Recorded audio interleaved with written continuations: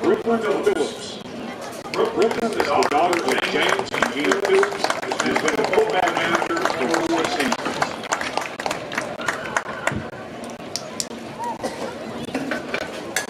Next is number 7, Travion Benford, son of LaShawn Smith. He is playing his 4th season. Number 14, Devin Crenshaw, son of Justin and Holly Crenshaw.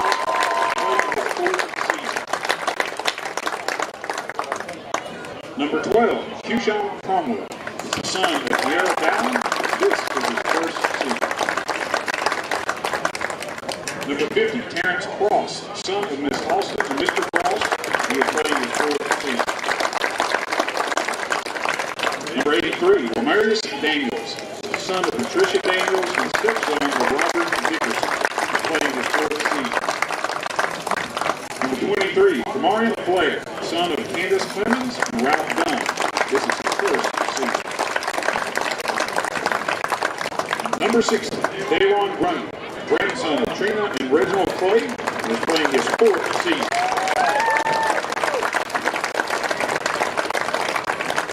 Number 65, Keon Harden, son of Julie Murphy, and is playing his 4th season. Number 3, Quavion Johnson, son of Daquilla Johnson and Natasha Moore, and is playing his 4th season. Number 36, Jalen Jones, son of Tamika Merrill, and is playing his 4th season. Number 18, Christopher Logan Ledbridge, is the son of Chris and Anna Ledbridge, and is playing his 4th season. Number 30, Brantley Pilcher, is the son of Marshall and Tiffany Pilcher, and is playing his 4th season. Number 52, Derek Snorton, is the son of Fatima Cookman and Derek Snorton, and is playing his 4th season. Number 51, Lauren Turner, is the son of Elaine Darden and Larry Turner, and is playing his 4th season. Number 11, Keontez Woodard, the son of Sinquita Woodard and brother of Josh Cantrell, and is playing his 4th season. Number 45, Shamarian Woodard, is joined tonight by his mother, Kendra Woodard, and is playing his 4th season of football. Ladies and gentlemen, congratulations to these seniors on an already impressive football season. We wish them the greatest of outcomes as our season continues. The football team may now exit the field to prepare for the game. Once again, round of applause for your football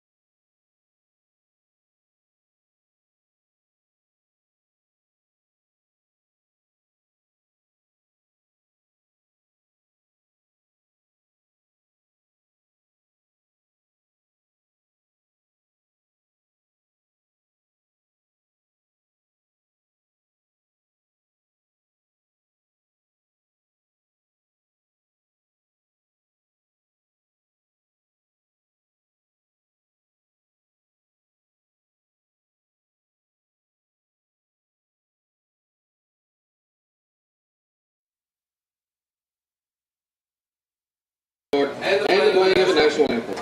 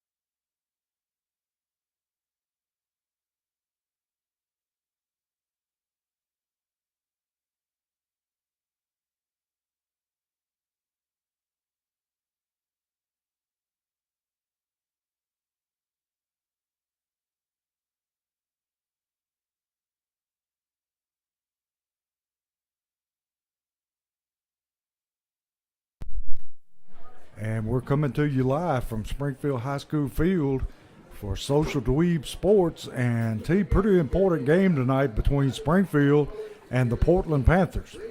Welcome back, Coach. Yeah. Been gone for a minute. Big game tonight. Before we get there, we'll talk about week 4 last a little bit. Logan Leffridge at Beach made a new school record with a 55-yard field goal that had me losing my mind, Coach. I'm telling you. And then defense had a nice first half, and the team started fast. That's what I did like when I took away from that Beach game. And we're rested up, Coach, and the Jackets are ready for a playoff push after that bye week. And here tonight we're celebrating senior night and all these seniors' great career they have for the Jackets. Yeah, we had a whole group of seniors out there that have had great careers here. Yep. And tonight we looked out on the field and you see some people that we may not have expected. And Devin Crenshaw was back out there. And Devin Crenshaw was thrown around in pregame. You had Lamarius Daniels. He's suited up tonight. Welcome back to the Daniels, back for the first time since week 3 against Northeast. And he had number 7, Travion Benford, who set out the Beach game and most of that Henry County game. Came back this week too, so we're all loaded and ready to go, except for the question mark of Devin Crenshaw. And he looked good, but it's just a question of his workload. Yeah, it would be nice if he does play to get a good lead at half and let him set the second half out. Yeah, it would be. I think that would be the ideal thing that Coach Dustin Wilson would like to do.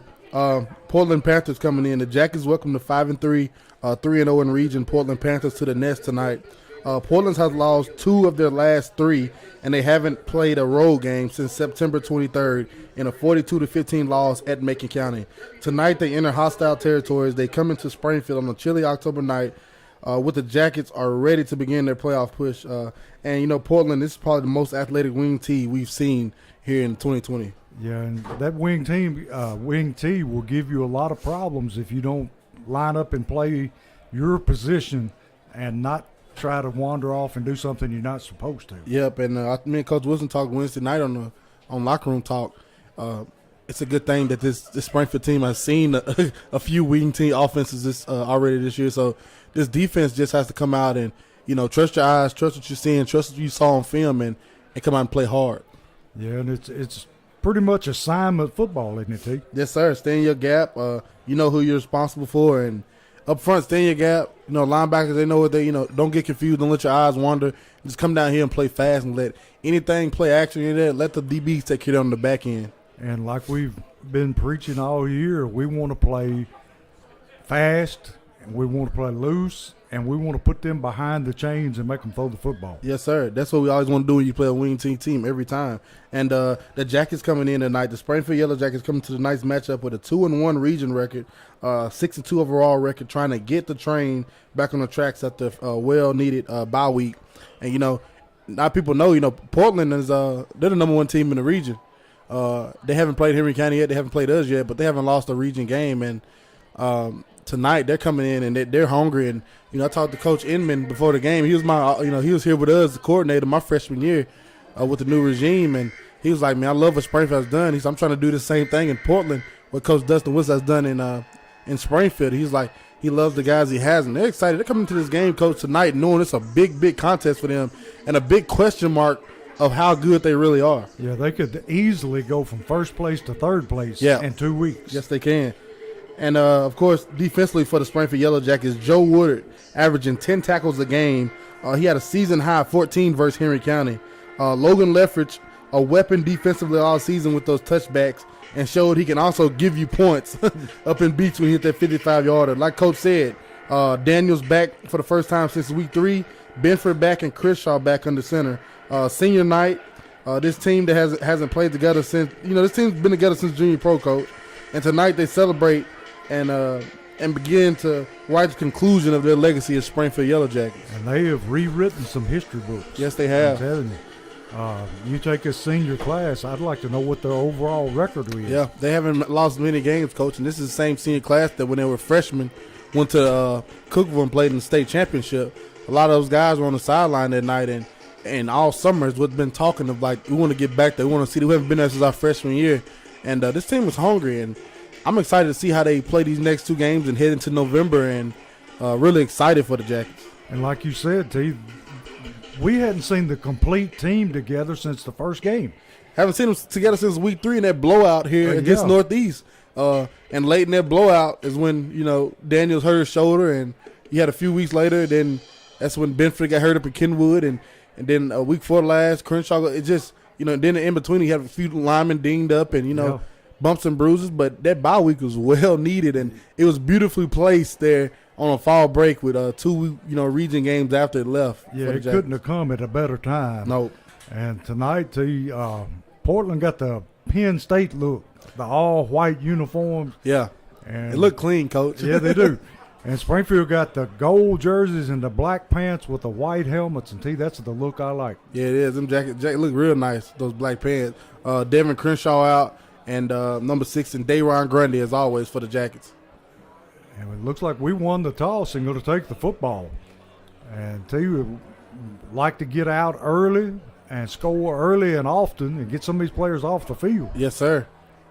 And then, of course, the band's back together. First time we have all these guys, like you said, Coach. And, Wilson has to be happy to have all these guys together heading into November. And it makes that offensive coordinator's job a whole lot easier when you got Benford and Daniels and all of his weapons. Not sure how much Devin Crenshaw will see tonight, but I would love to see him, like you said, Coach, get out there early and then, go to the sideline. But he might not even start this game, because I see Parker Betts getting a lot of throws there in pregame. Yeah, if he is in there, I doubt you're going to see him running the football. Yes, sir. Lot. But the way he was throwing it the other night, if he does that tonight, you won't need to run it. No, sir. Come to Jackets. Until you couldn't ask for a better night weather-wise. This weather's beautiful, Coach. It's in the high 60s right now. And what I got on, Coach? I got shorts and a T-shirt on. I'm telling you. Feeling like summer. A little bit better than sitting on that top bleacher like we was last time. People were telling me they could hear the coldness in my voice. Yes, and you could hear that wind whistling. But T, don't know what we're going to get into next week. Go to Northwest. No idea. But if Northwest wins tonight, they're in the playoffs. Northwest is in the playoffs. Who Yes, are they sir. playing tonight? I'll have to look it up for you and see, but I heard pregame if they win tonight, they'll be in the playoffs as the 4th. Ooh. Yep. So they're playing Kenwood. That's who it is. Okay. Northwest and Kenwood tonight. If they beat Kenwood, and they'll be the 4th. That's one game I wouldn't want to watch. And keys to the game for the Jackets, as always, Coach, must begin spot tackling here in late October. And when I say spot tackling, I mean where you make contact with the guy, you must bring him down there or at least a half a yard later. Don't let these guys fall forward 4 and 2 more yards here in late October. When you get in November playoff time, those come back and bite you. Yeah, and we can't be reaching and grabbing. Nope. And you must start fast and finish strong. And as always, we say play Springfield football. The Jackets are 41-13-1 overall versus Portland. First matchup happened in 1922 with a Springfield win. In the first 40 matchups of this series, the Jackets led the series 34-5-1. The Jackets have played the Panthers every season since 2015, and the Jackets are a perfect 7-0. And Portland ready to kick off, and they're just going to pooch kick it. Going to be fielded and dropped by Woodard. Woodard picks it up, heads up the sideline, and he's got room up the sideline. Still running up at the 40-yard line. Going to be tackled at the 35-yard line of Portland. And Joe Woodard is not just a defensive player. Look at Joe Woodard, Coach. Look at him. I'm telling you. He showed us he's got some skills there, T. I love it. And T, we got got Betts on the field to start the game. As I thought we probably would, Coach. Yeah. And let's see who's in the backfield with him. Especially when you get good field position like that. Yeah. T, who is this in the backfield? He's got his jersey rolled up in the back so we can't see it. That's Woodard. Woodard takes it ahead up the middle for maybe a yard. Portland, pretty good size up front, T. Yeah, they are. Look like they're big and physical. And that's, Portland football, Coach. Big up front, physical guys, wing T offense, and they're used to that's the type of guys, they kind of make, Coach. Big, stocky guys to run that wing T offense and stop the run on defense. Betts in the pistol formation. Going to be 2nd down and 9 from the 35-yard line. Betts going to turn and hand to Woodard. Woodard pounds away at the line again. Not much there. Got to pick up maybe another yard or two. Going to be 3rd down at about 8. And T, right now, that Portland defense looks pretty tough up front. Yeah, they do. Real stout, Coach, and playing gap discipline football. And look at that Portland crowd thick over there, Coach. Springfield crowd thick. It's got a playoff feel to it. Yeah. I mean, you couldn't add any more people to the visitor side over there.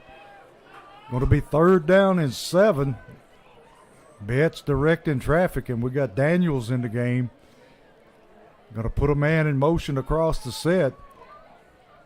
Betts got a flag on the field, and he's going to be tackled for very little gain at all. And we'll have to see what this penalty is. I think it's illegal shift. And T, if you're Portland, do you take the yardage or do you take the play? Take the play. I want to give the Jackets the ball again. Yeah. I don't know. You might want to push Leftrick out a little further. Cause yeah, good point there. Yeah, they're going to decline it, so it's going to bring up 4th down and about 7 yards to go. Betts waiting to get the play in from the sideline.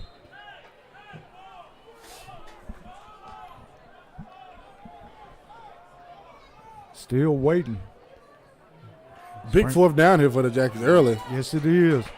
Got Daniels in the backfield to Betts' right. And we've got a timeout, Springfield. They want to look it over and see what's going on, and we'll step away and be right back.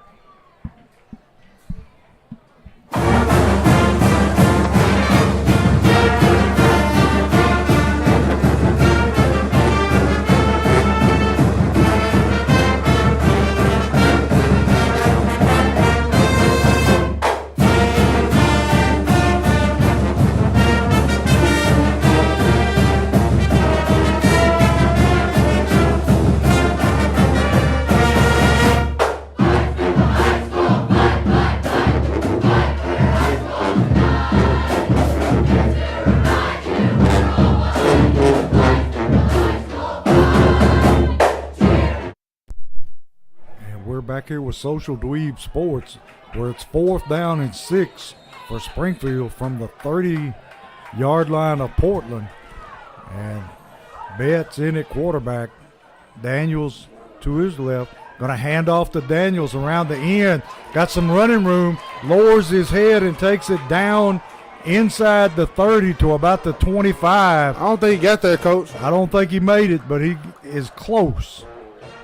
And well, the referee's signaling first down. See, he must see something we didn't.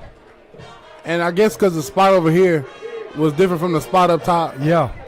But anyway, it's Springfield. It's a Holman Jewelers first down and a forklift system red zone for the Yellow Jackets. Betts with Woodard in the backfield to his right. Twin receivers to the left. Going to hand to Woodard. Woodard takes it up through the middle. Some tough going up in the middle. Yeah, it is, and the Jackets being very, just leaving it on the ground, Coach. Not one single pass yet. Yeah, Coach Thomas used to say, too, he said that when you throw the ball, there's 3 things can happen. You can complete it, you can have it incomplete, or you can get it intercepted. He said 2 of them's bad. Yeah. So it's 2nd down at about 7.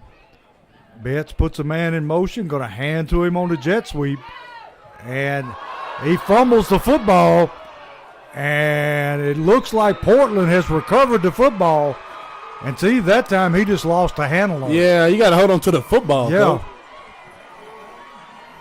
I mean, he didn't get hit. He just lost the football. He did. And when you get and for me, when you get the ball first and you driving like that and you make a turnover, that's a lost possession there, Coach. Yeah, it just negates the whole possession. So Portland will have the football at their own, let's say, 16-yard line, where it'll be 1st and 10, 8:52 in the first quarter. Going to run the fullback up the middle. Fullback finding a little room. Going to pick up he may have picked up more than I thought. He picked up about 6 yards.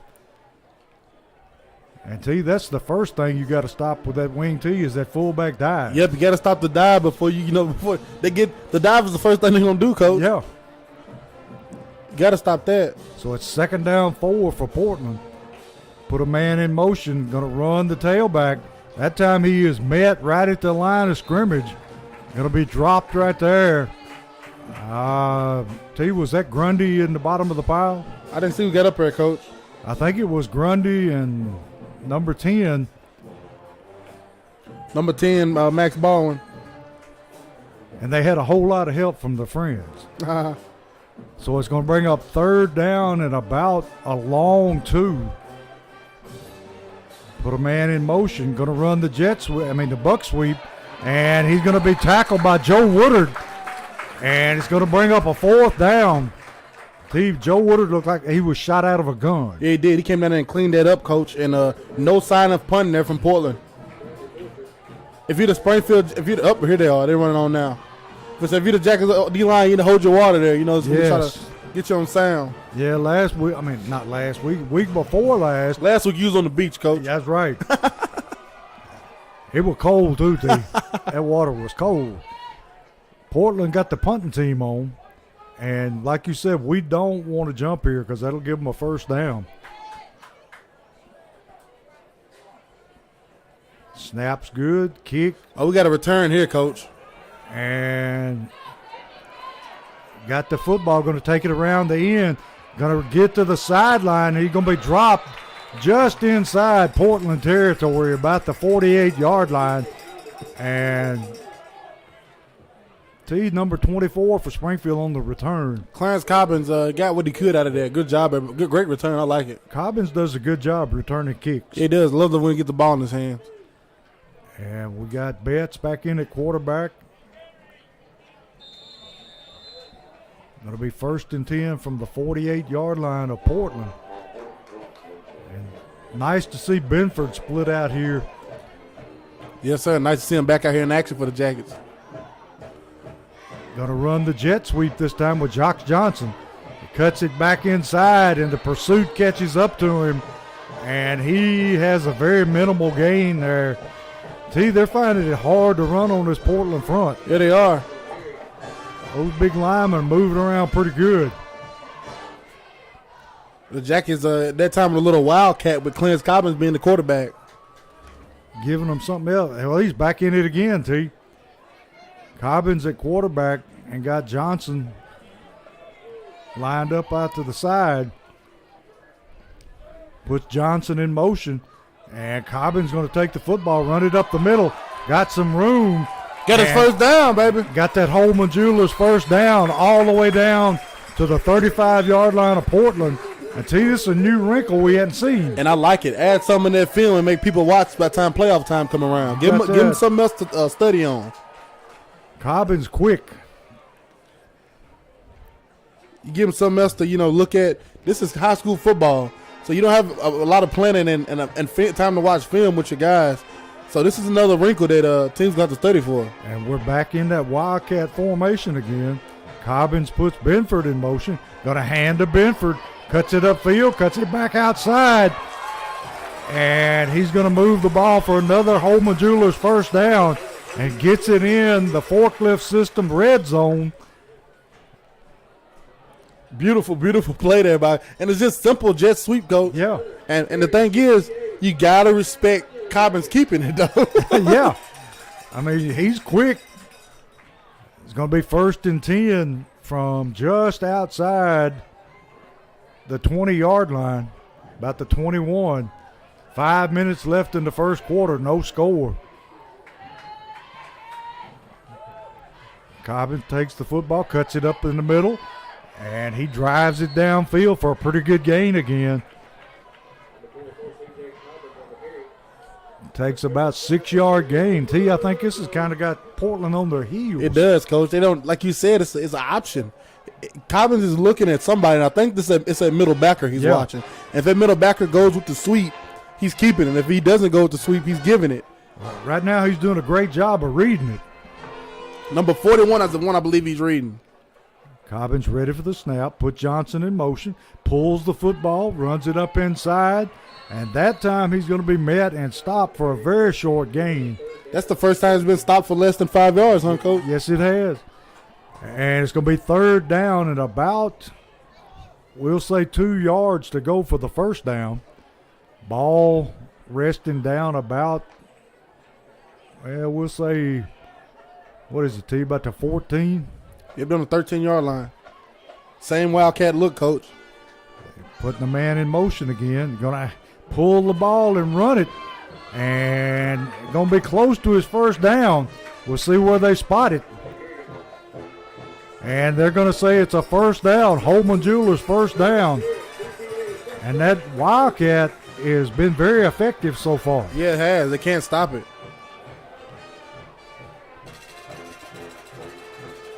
Great job by the offensive coordinator. When you hadn't got Devin out there, they go to a Wildcat and got somebody else that can run the football. Yeah, they do. It's nice. It's real nice. I like that. I like that wrinkle. Now Betts takes the football, going to hand off inside, and that's Daniels. Daniels takes it ahead. Nice to see Daniels get a little contact there, Coach. Yes, back. it is. Going to be 2nd down and goal from the 9. You never know how you're going to react when you hit that ground for the first time. That's right. Like Mike Tyson said, everybody's got a plan till you get hit in the mouth. Mike, dangerous man, Coach. Yes, he is. He can't talk real good, but he's dangerous. Betts takes the football, going to take it himself, and runs it up inside for a very short gain. Going to be 3rd and goal. And I don't think he made – what, the 8-yard line? 7-8-yard line? Yep. And I mean it's no, yeah, about 7-yard line, 7, 8, and it's 8 to go. So you got 2 plays to go get it. And Portland not respecting the pass very much at all. No, sir. They got everybody stacked in the box. Betts takes the snap. He's looking to throw. Throws the quick out, and it is caught. And he says Cobbins down on the 1. Ooh. I thought he got in, see. I did too. But they're going to say he's down about the half-yard line. And all I see is big bodies running in, Coach. Yes. We're loading up. Going to be 4th down and about a yard. And I actually thought Cobbins had scored. I don't see a quarterback in there, Coach. Because KJ Chapman's the quarterback. Direct snap. Well, you might as well snap to KJ because he's about as good as anybody. He's going to put his head down and go get that. Yeah, he is. And we'd like to thank our sponsors for tonight, as always, the sponsors for the season. We ask everybody, encourage everybody to go support these businesses because they support our Yellow Jackets.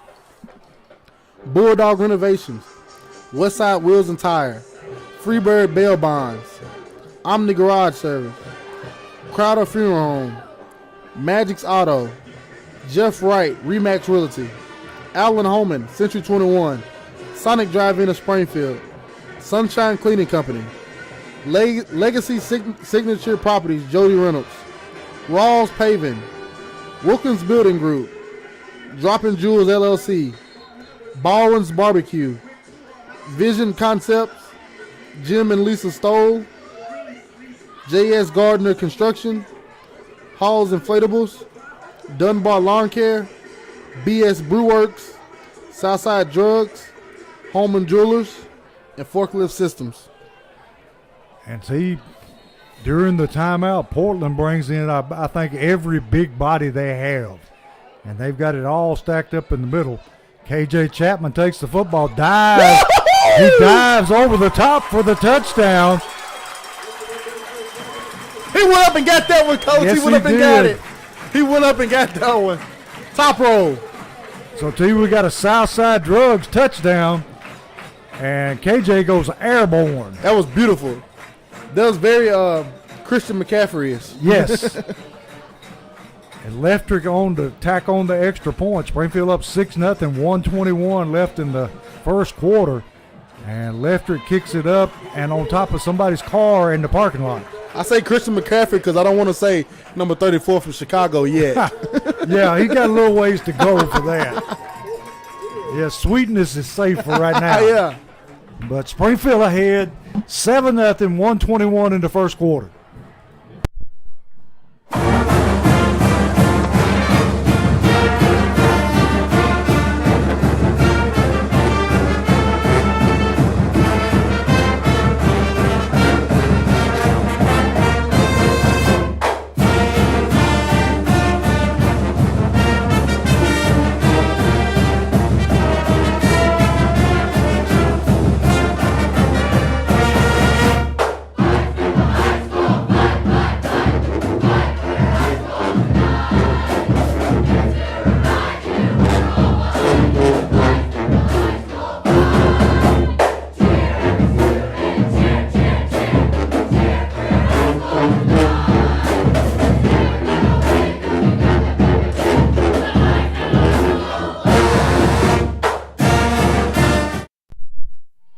Back here with Social Dweebs, where Springfield kicking off to Portland after their touchdown. Leftrick going to leave it a little short this time, going to be fielded about the 10-yard line, and he is going to be brought down at the 21. I think that was number 44. That's number 40 for the Jackets, the sophomore Hayden Reynolds. Okay. And he drops him right there, so Portland going to take over. Let's see where they mark it at. They still hadn't set the football down. At about the 21-yard line, Springfield up 7-0 with 1:17 in the first quarter. At the end of every quarter tonight, Coach, we're going to give the fans what they want, a little Jackets trivia. You got it. Quarterback puts a man in motion, going to run the buck sweep. He's going to be hit right there by He fumbled that ball. And the ball comes loose. And, they're going to say he was down. That ball came out. Yes, it did. Cross is pleading his case. No, that wasn't Cross. That was Turner, Yeah. T. Number 51 for the Jackets, senior, Lamarian Turner. I think that ball was loose. So it's going to be 2nd down and 10. Going to hand to the fullback. He's going to be stacked up after a short gain. Going to be tackled right there by linebacker 44 and number 10, Baldwin. for the Yellow Jackets. Number 44, the junior, Taylor Miltier. So it's going to be 3rd down and about 6 for Portland, and I think they're going to let the quarter run out. 15 seconds left. And it appears they're just going to let it run out. So we'll step away right here with Springfield ahead of Portland 7-0.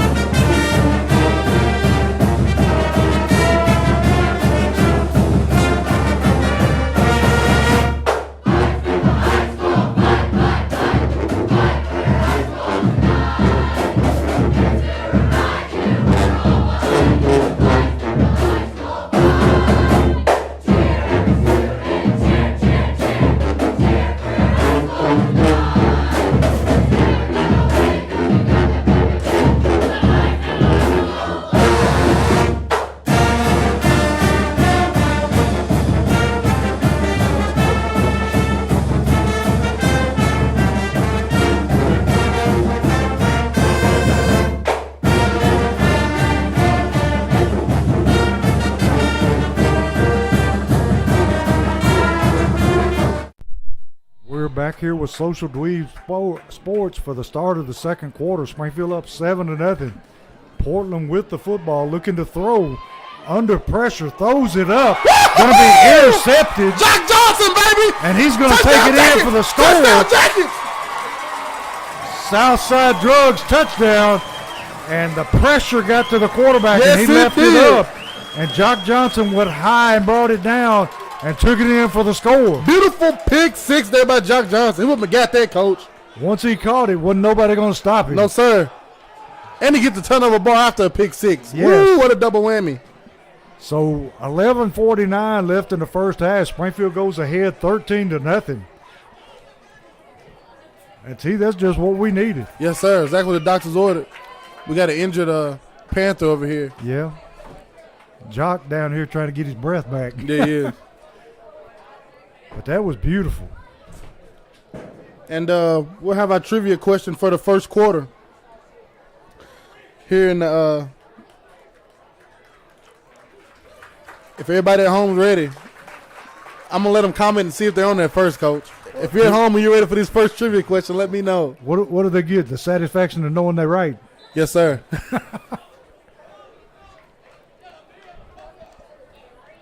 So Springfield coming back out on the field for the extra point, leading 13-0, 11:49 in the first half. Leftrick on to tack on the extra point. And tell you, that's not the same holder we've been having, is it? No, sir, it's not. I don't know what Sanguinez must not be playing tonight. But the hold is good and the kick is up. And the holder for the Jackets, number 82. Cameron Cobbins. And now that you mentioned, Coach, I did see Sanguinez on the sideline today, not dressed out. Yeah.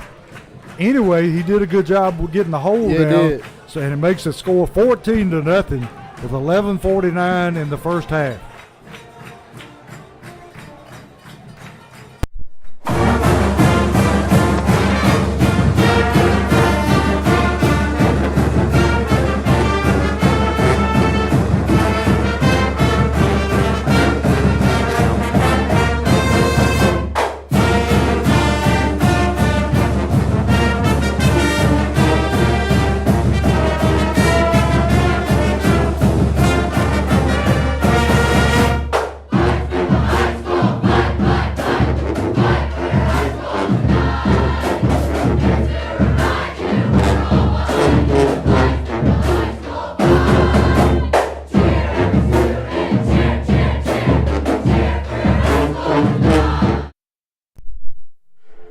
Back here with Social Dweeb Sports, where Springfield takes the interception in to lead 14-0.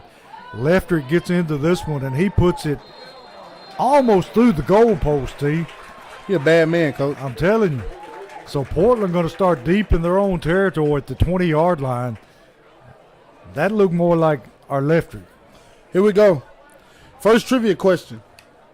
In 1977, the Springfield Yellow Jackets went 6-4 in the regular season and won the District 10 3A championship under second-year head coach Robert Farmer. There were 5 teams in that district. Can you guess at least 3 of them?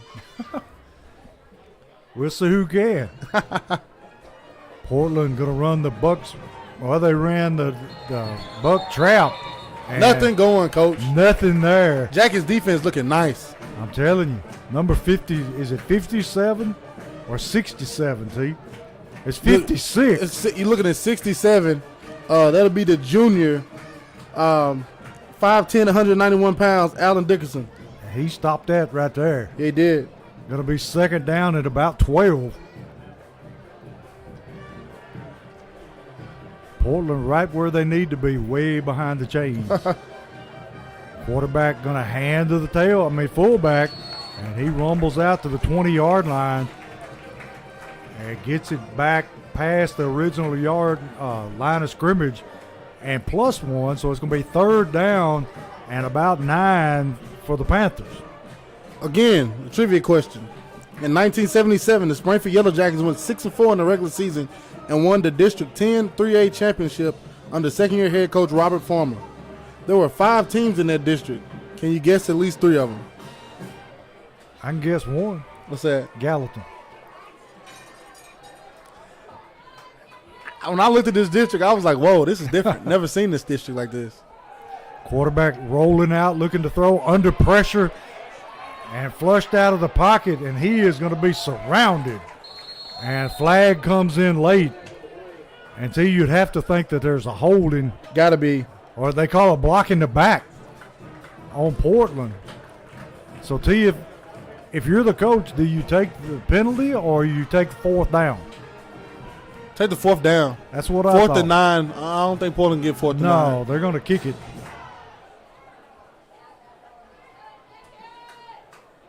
Oh, they're going to take the penalty, T. They're going to walk it off. Okay. So it's going to be third down. I mean, after they did throw a pick 6, Coach. Well, yeah. You will try to go get it.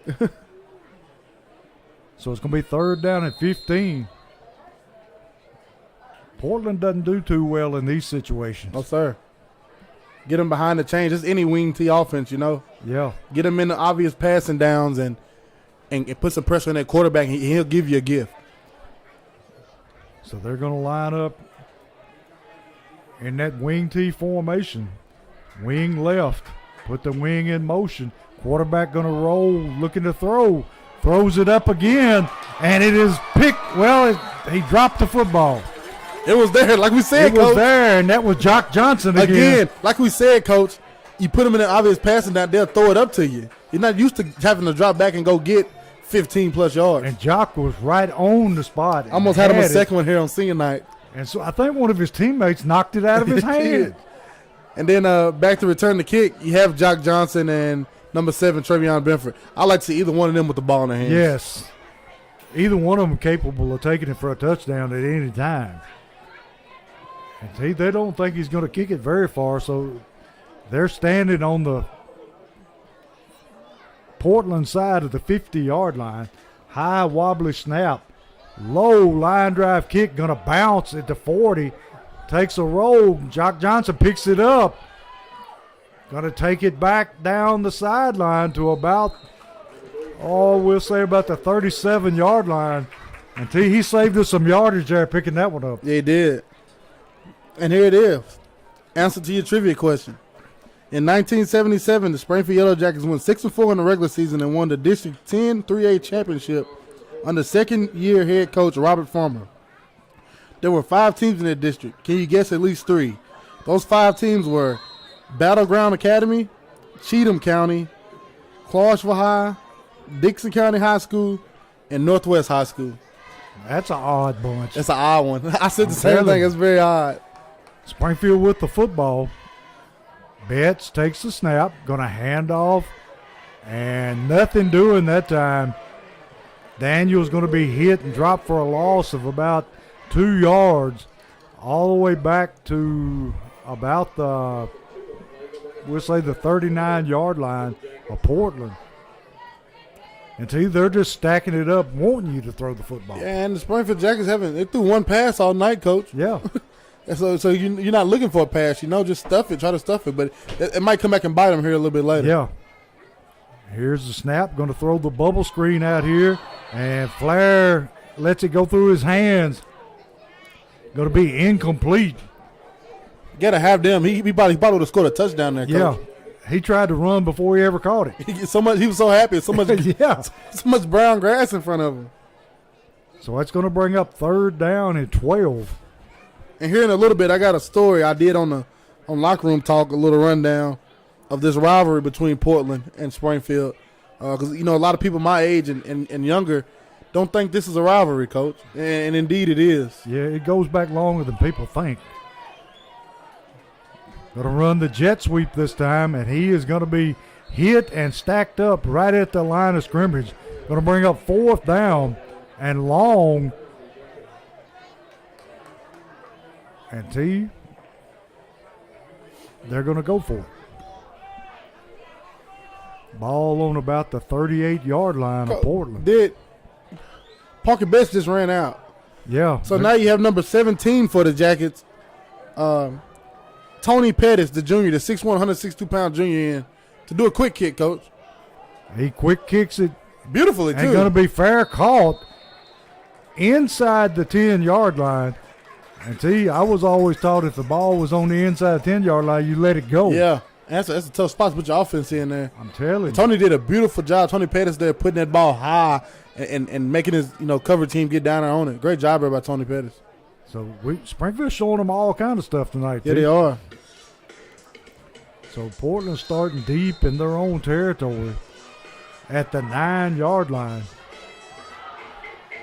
I'd like to see them throw the ball as much as they can. And they're spreading it out here this time. Quarterback in the gun. So they're going to go away from that wing tee. Quarterback looking to throws the quick out. And he's going to be hemmed up over there for a little gain.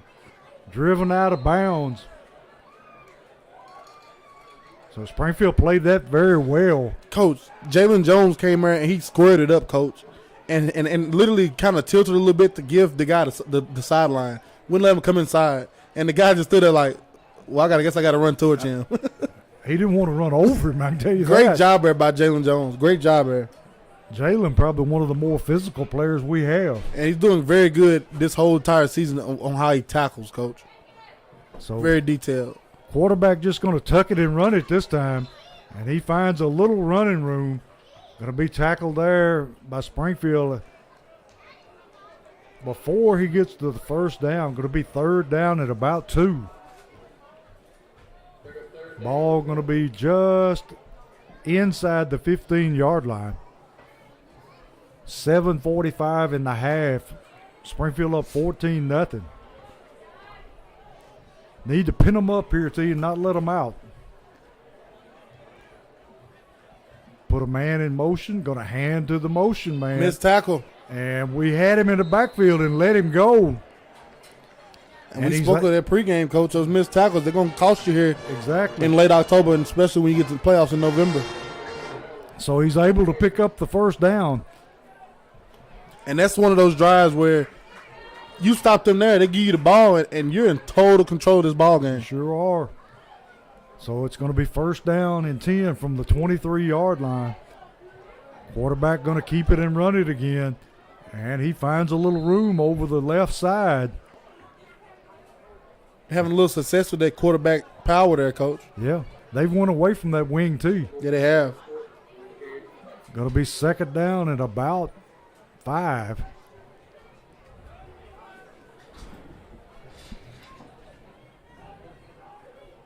Are they hadn't showed me that they're capable of throwing the football very successfully. They're not going to just drop back and try to, keep wow you with the throw over top. It ain't going to happen there. That's not Portland football.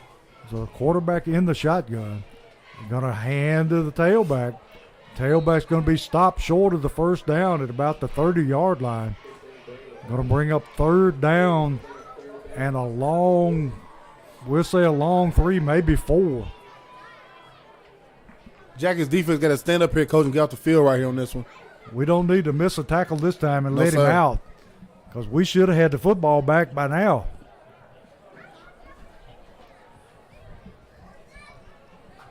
It's a beautiful night for football, coach. Oh, it's perfect. It feels beautiful out here. 3rd down and 4 for Portland. Quarterback gonna hand to the tailback. Tailback gonna pick up. He fumbled that football. He fumbled it. Ball squirted loose, and looks like Portland got back on it. And we got a Portland player down on the field. That's the one who fumbled. Yeah. Surprise, surprise. I think it hurt his feelings more than anything. He had a first down. He walked to a first down. He just forgot to take the football with him. Yep. And here goes the Portland punting team out. It'll be 4th down at about 6. T. Cobbins back again, and Jock Johnson to return the kick. And so far, he's been kicking some balls that are very, very returnable. Yeah, he has. He's picking a lot of line drives and giving these returners time to get up under it and get their footing and run. It's a lot of open field over his left, too, coach. Yes, it is. Return team don't get over here. And he kicks a line drive, going to be fielded. Well, Johnson drops it and just has to fall on it at the 40-yard line of Springfield. So 5:05 in the first half, and Springfield up 14-0, and got fairly good field position. Yeah, they do. Here comes another question for y'all. This question right here is I guess, your biased opinion. Who is rumored to be the fastest Springfield Yellow Jacket ever? There's a lot of them, T. You remember Ray Johnson? Yeah, I do. He's in that bunch. Quarterback takes the ball, hands off Woodard. Woodard juking some people, making them miss. Going to take it out to the 45-yard line.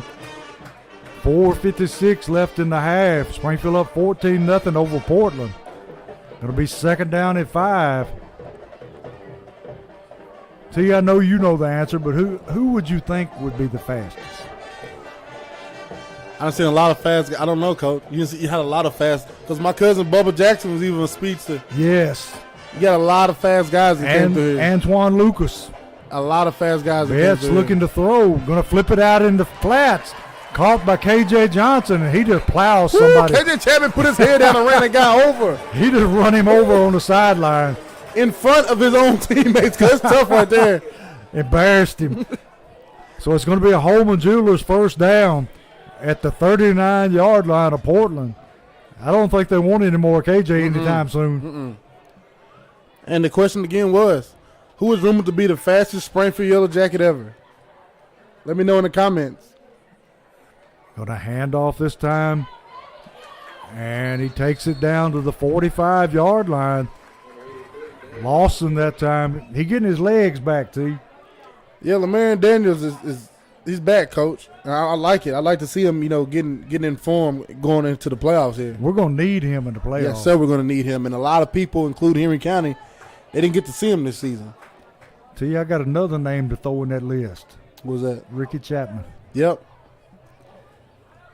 Got a handoff to Daniels. Daniels cuts it up inside, and he takes it down inside, still driving down to about the 30, or he takes it past that, down to about the 21-yard line for a Holman Jewelers first down, and he puts it in the forklift system red zone. Yes, sir.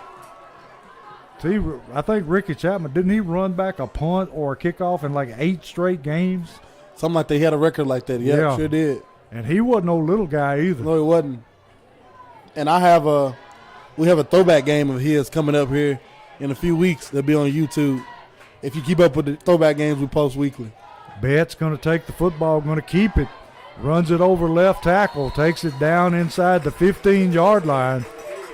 Clock running at 3:15 in the half. So it's going to be 2nd down at about 3.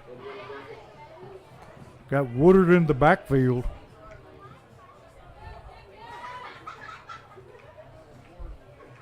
Betts takes the snap, hands off to Woodard, and he evades. Has to be a horse collar there, Coach. I'm telling you, they just slung him down. He got away from that blitzing linebacker, and then the guy reached up and grabbed him. Some of those big linemen for Portland are sucking wind right now. Yeah, they are. And a lot of them playing both sides of football, Coach. Yes, they are. And when you doing those drives, running that ball and not, leaning on the Springfield defensive lineman, and they come out and run it down your throat, it's tough. 3rd down and 1. Hand it to KJ. KJ slings people off of him, and he's going to still running the ball, somebody. Oh! That was a man running the football. Wow. KJ, he just slung him off of him on one side, went to the other side, stiff-armed the guy. Wow. And takes it down to about the 4-yard line. Wow. KJ Chapman. Looked like Derrick Henry. Wow. I'm telling you, he was running the football. Going to be 1st and goal. Well, they say that it's actually at the 3-yard line. 1st and goal. Going to hand the ball. Ooh. And KJ just leveled somebody and walked in the end zone. Ooh-wee. And that man is still on the ground. Coach, he ran him clean over. Ooh. After he ran him over, the defender put his hands on his face mask of like, I just got ran over. Yeah. He's still down in the end zone. He ran him over and went straight to the students in the end zone, Coach, behind the big boards, and just, ooh, everybody, nobody cheered. Everybody just said, ooh. Yeah, and that wasn't no little bitty boy he run over. No, it wasn't. Leftrick on to tack on the extra point.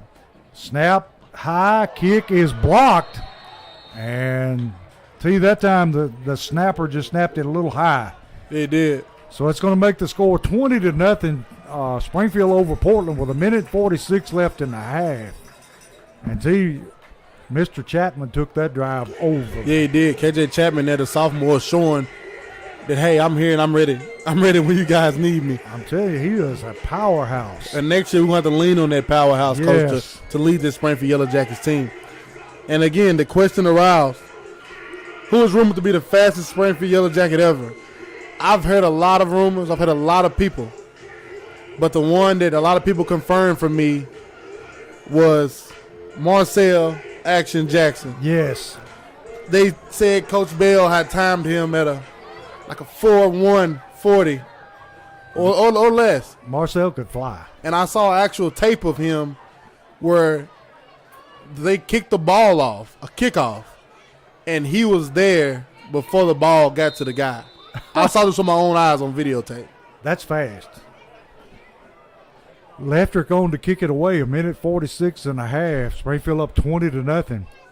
And Leftrick gets his foot into it, and there won't be any return because it's all the way out the back of the end zone. And here we go. I told you I had a spiel for you, Coach, about this Portland rivalry. Okay. In 1990, the Jackies were 6-1 overall, 2-0 in district play heading into Portland week. The Jackies were in the driver's seat of District 10 and cruising to their 3rd straight district championship. They led Portland the entire game 7-3 until the final play of the game when Portland threw a Hail Mary for a touchdown with no time remaining and gave the Jackies their first district loss since 1987. After this play, I'll continue. Portland having the football at the 20-yard line. Quarterback going to hand to the fullback, and he is met right there in the hole. And we'll see his number 67 again, T, along with, let's see, Joe Woodard. Alan Dixon and Joe Woodard on that one. So it's going to be 2nd down at about 8 for the Panthers. And I think they're very content of just going to half with this one, Coach. I would be. Yep. I would be very hesitant to put it in the air. Yeah, very. Because if you don't watch out here, this game might slip out of your grasp really fast. Portland quarterback just going to tuck it and run it, and he is hit right there by Max Baldwin and Mr. Cross. And he doesn't. Here we go. He doesn't pick up anything, and they're going to call a timeout. To you, I think Springfield calls a timeout. Trying to get some of that clock. Yeah, wanting them to punt it away so they have a chance to do something with it. And here we go. This is me telling you how this history between Springfield and Portland has cost Springfield a little bit. In 1990, the Jackets were 6-1 overall, 2-0 in district play heading into Portland week. The Jackets were in the driver's seat of District 10 and cruising to the third straight district championship. They led Portland the entire game 7-3 until the final play of the game when Portland threw a Hail Mary for a touchdown with no time remaining and gave the Jackets their first district loss since 1987. The Jackets went on to lose the next 2 games and missed the playoffs entirely. The following 3 Jackets teams of 91, 92, and 93 went on to lose a combined 5 games while capturing 3 more district titles and a state title while running right through Portland each of those years. But in 1994, the defending state champion Jackets lost the district to Portland and killed the Jackets' dreams of back-to-back state titles in a semifinals loss in Portland in November. In hindsight, the Portland Panthers stopped the mighty Yellow Jackets of the 90s from accomplishing 7 straight district titles and possibly back-to-back state titles. So this rivalry goes back a while. Yeah, it does. And they've stopped Springfield from being literally probably Tennessee's most successful team of the 90s. And during that time, T, they won a state championship. Yeah, they did. They're going to throw the ball out in the flats, and he's going to pick up his first down. Going to be driven out of bounds at about the 40-yard line with 55 seconds left in the half. And we got Mr. Lawson is up here in the booth with us, T. Band coming at halftime with a great show, Coach. As usual, y'all doing anything different this week? Yeah, so we've got the regular halftime show, and then the 8th graders from SMS, IA, and Coopertown are joining us as well. Oh, wow, There nice. you go. Quarterback for Portland drops back looking to throw, throws it over the middle, and is caught right at the sticks at the 50-yard line. 46 seconds left in the half. I think it's nice he fell because Joe Wooder was finna put his helmet dead in his back. He had done planted his feet and was ready. Quarterback looking to throw again. Looking, and he's under pressure, rolled out of the pocket. And let's see what they say. They say he caught it inbounds at about the 45-yard line of Springfield. And T, this is the best their offenses look. Yes, it is. And Going to be second down and about 3 with 32 seconds left. I don't know about them putting this ball in there. I don't either. I still think it's risky. Yes. But you got to do what you got to do. Down He's 20 looking to throw again, throws it out into flats, and he takes it for a first down. Tackled out there. I think it's Cross that made the tackle. No, that's number 30, Pilcher, there on the 30, tackle. Pilcher? And they got excited about him running the Pilcher. They should have been down here to see that KJ Chapman run over. Yeah. Well, T, this morning, I went into the band room, and Mr. Lawson was playing the tape, and I asked him, who is that? And he said it was the 8th grade band, and they sounded like professionals. Oh, wow. That's nice. I'm talking about they sounded really, really good. And then he may not want to say it because it's between him and, who am I thinking about? The high school director? Oh. High school band director? John Wiggins. Mr. Wiggins. Him and Mr. Wiggins do a great job with these bands, Coach. They really do with the They middle really school work and the high hard. school. Yes, they do. And the high school, I know they out here in the summer just like the football teams down there practicing. You can hear them over here practicing. Yeah. And I know the Jackets, the team always gets excited when they start to hear the band late in August when school starts. You start to hear the band late July. You're like, we're getting closer. I think you'll be surprised when you hear these 8th graders because they are amazing. Quarterback looking to throw again. Under pressure, throws it up down the sideline, in and out of the hand. They're going to throw a flag from all the way up here at the 40-yard line, and the ball was missed at the 20. That wasn't pass interference. That was a great play. No, it wasn't. But that's what they're going to call pass interference. He never touched him. No. His hand came in at perfect time, and the ball hit his arm. There wasn't no pass interference, but Not a chance. okay. He was on the Panthers' sideline, so Well, yeah. Anytime you get a play in front of the visiting team's bleachers, you're going to get the call. So it's going to be first down and 10 for Portland with 19 seconds left at the Springfield 23-yard line. They're down 20-0. Quarterback in the shotgun. Got to look to throw. Throws over the middle. And it's incomplete, but we got a flag in the backfield. the same official just threw a flag. And we got a hold on Portland. So that's going to back them up. 14 seconds left in the half. So it's going to be first down and 15 now. Or, whoa, it'll be more than that. Yeah, it will. On the hold. It's going to go way back. Going to be first down at about, 21, 22. First and 21. And I'm pretty sure they're out of field goal range now. Yeah. And tell you, I would not be surprised if Springfield picked this off. That's what I'm saying because it's there. Yeah. Quarterback looking to throw. Throws it over the middle, and it's caught, but he is drilled right there. Clock running. They're going to stop it with 7 seconds to set the chains. And with that question I asked, we got a lot of great responses from everybody. And tell you, we got a timeout. Portland going to take a timeout with 7 seconds left. With that, the question aroused of who was the fastest Yellow Jacket, a lot of answers came from everyone. You had Jarrell Summers say Chris Snake Snorton, speedster. He's pretty quick, too. Yes, sir. And then you had a lot of folks saying Jarrell wasn't slow. no. Yeah, a lot of people saying we got Bubba Moose. You have Bubba Shannon. You have Chris Hudson. You Fat Cat, Ricky Summers, Brandon Farmer. You got Tremaine Turner, Mel Chico Gardner, Fly Johnson. Which is Ray Johnson, Man Bab, Ricky Chapman, Bubba Jackson. Yeah, ain't none of them people slow, coach. No, you could start a track team. So it's going to be 7 seconds left in the half. Portland got the football at the 14-yard line. No timeouts left either, coach. Quarterback under pressure. Throws it intercepted by Johnson. Johnson got some running room. Kicks it outside. That's going to be 6 Jackets' way, coach. And he's going to take it up the sideline. Got one man to beat. And he runs out of bounds. Woo! He just run out of room. So that's going to be the end of the half on the interception. The second one of the night by Johnson. Jock Johnson, 2 picks on the night, 1 for 6. It should have been another 6, coach. He just lost his balance. He should have stuck his foot in the ground and went back the other way when he got to the 30. Because that guy, when he would have beat that guy to the pylon. We knew it was coming. Just didn't know when. That's right. Well, we'll step away right here at halftime with the Yellow Jackets leading Portland 20-0.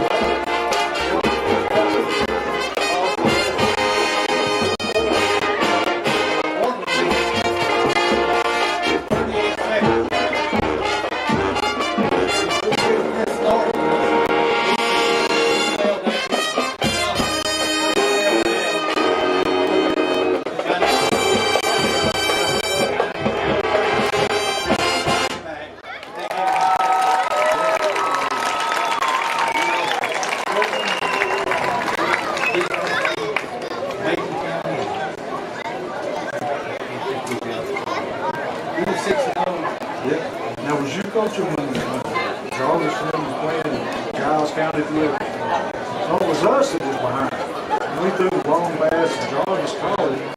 Everybody thought he scored, but they put it in that far back.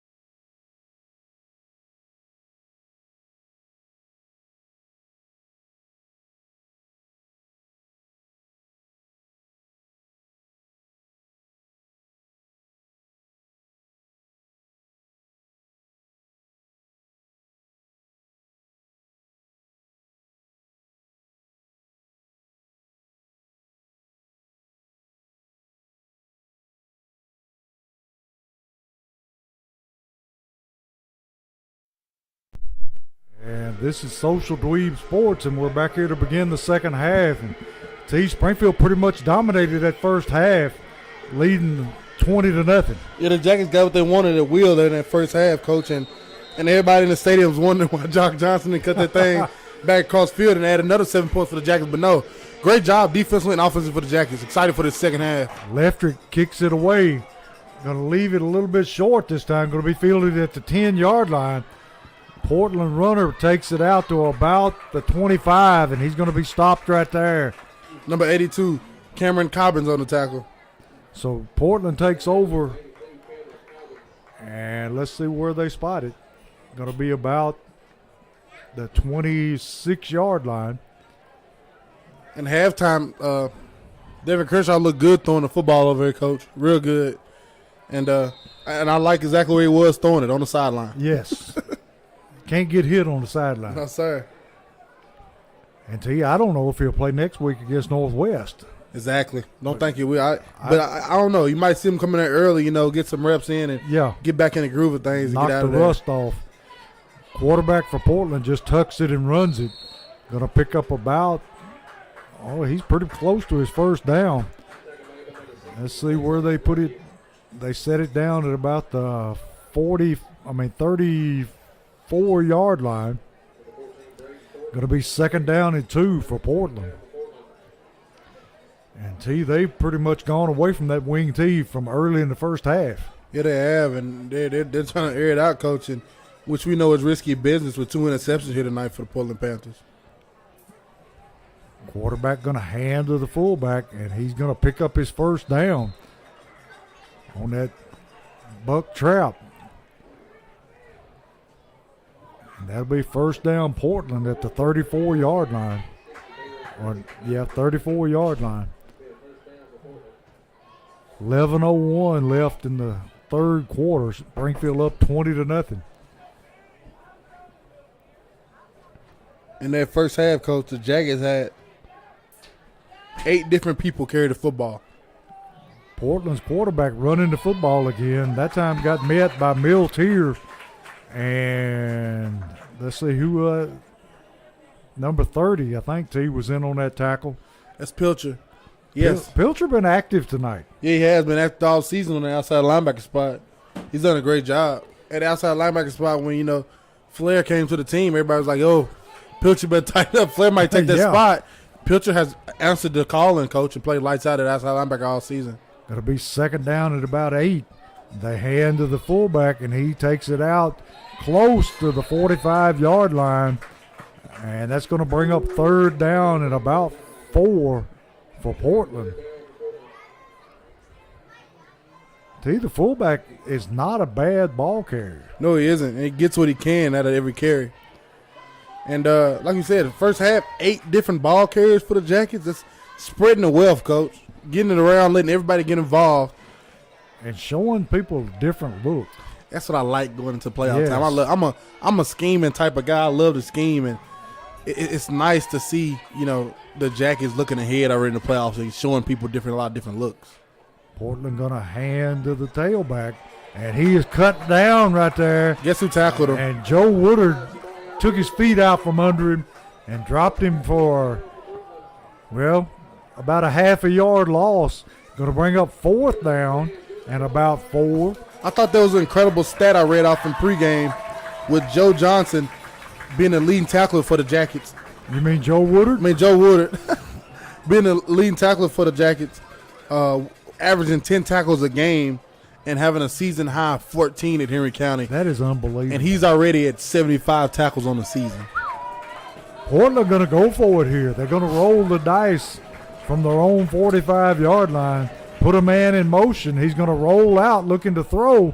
And they crapped out, Coach. It's going to be incomplete. And even if he'd have caught it, he was out of bounds. He was. So Springfield going to take it over inside Portland territory at about the 45-yard line. So Springfield set up in great field position to begin the second half. Risky business there. Portland getting desperate early. Yeah.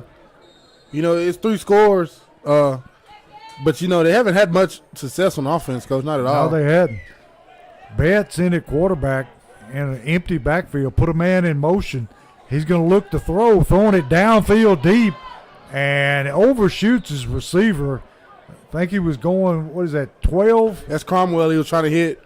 He was running down the middle of the field, and he just overshot him. And with 8 minutes in the third quarter, we're tickling down. I got 2 more trivia questions for you for the night. All right. And they both are, the last one will be another opinionated question that I'm going to ask in the fourth quarter. I want to get everybody involved. It's going to be. And we got a handoff to Benfield, and he's running outside, cuts it upfield, cuts it back to the middle, makes a man miss. Trey Benford, I think that's first down there for sure. If it's where they spot it, it's going to be a first down. And it is a Holman Jewelers first down. Great run that time by Benfield. Travion Benford, welcome back. Benford. Welcome back. Really excited to see him heading into a postseason. He is a spark plug. Yeah, he is. He makes things happen. Betts in the shotgun. Puts a man in motion. Going to hand it to the tailback. And that's Woodard. Woodard takes it head for a pretty good gain. About 3-4 yards there on first down. Our first question of the night was in 1977, the Springfield Yellow Jackets went 6-4 in the regular season and won the District 10 3A championship under second-year head coach Robert Farmer. There were 5 teams in that district, and I asked if anybody could guess at least 3 of them. And the answer to the question was Battleground Academy, Cheatham County Cougars, Clarksville High Wildcats, the Dixon County Cougars, and the Clarksville Northwest Vikings were in that district, Coach. It was an ugly district. That's all over the place. Battleground Academy, and then you think Cheatham County, that's out the way for, well, not really. 'Cause, Dixon County, Clarksville, Northwest, it's kind of all in the BGA and Springfield, kind of the ones that were odd man SOL. out. Yeah. But that was a nice district. Coach Robert Farmer came over from Branford High and took the Springfield High job and done a good job there on his second season, winning the district title. Portland got a man injured here, T. It looks like it's number 28.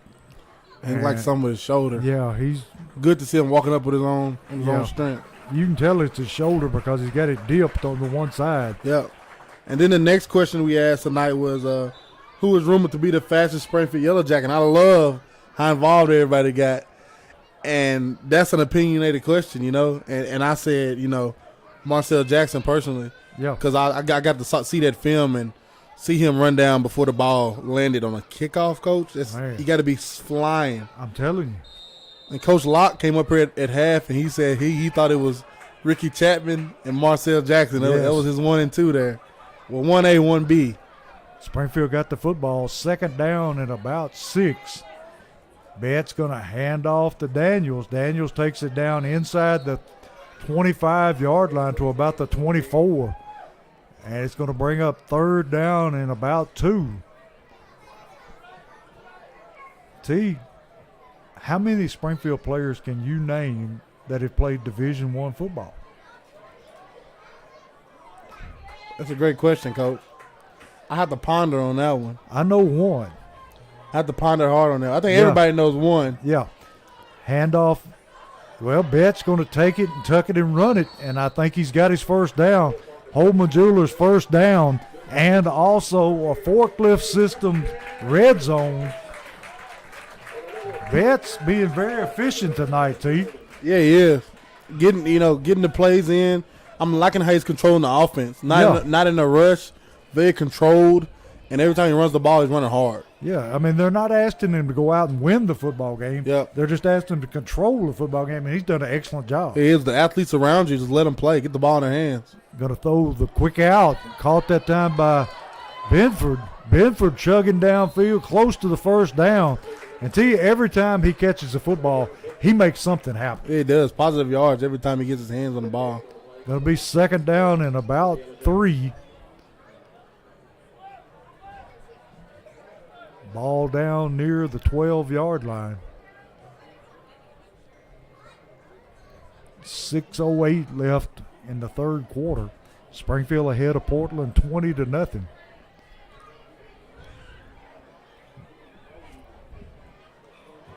He fakes it this time, and he falls down. He miscommunication over there. Yeah, he pump faked, and then just the turf monster got him. It was miscommunication. You had Flair and Benford. It was supposed to be a fake, bubble and a go route, and both of them faked the bubble. Nobody ran the go. Nobody was going. And Parker pump faked the bubble. He was looking for the go, and nobody was there. So he's like, I guess I better go. Yeah, somebody got to go. So it's going to be 3rd down and 10 from the 19-yard line. Bett's going to roll to his right, looking for a receiver. Going to flip it out here to Benford. Benford going to take it down to about, let's say, the 8-yard line. And Travion Benford has a little more get up in his step tonight, Coach. It looks beautiful. He's ready to play football. And he picks up a Holman Jewelers first down and makes it 1st and goal from the 8. And see, when you need some yardage, look for number 7. Yes, sir.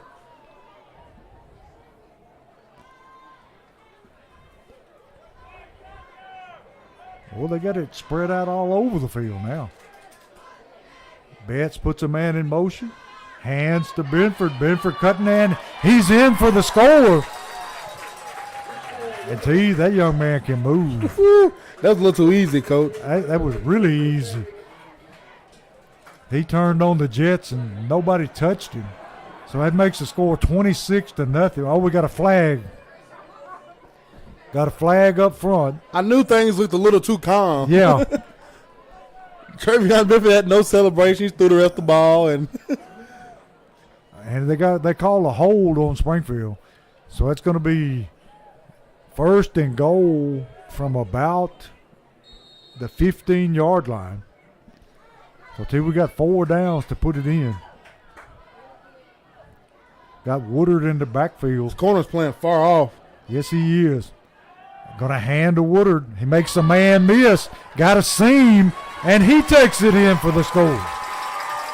See, he put a move on that man and left him hanging. Yeah, he did. Number 11, Keontae Woodard, the senior, finding Pater here on senior night. Jackie's rolling. 26-0 Springfield over Portland. And on to kick the extra point, Lefter. See, last time we had a little trouble with the hold. Yeah, we did. We got a new holder tonight. So Lefter got to get used to that. It's Cameron Collins coming in with the holding tonight.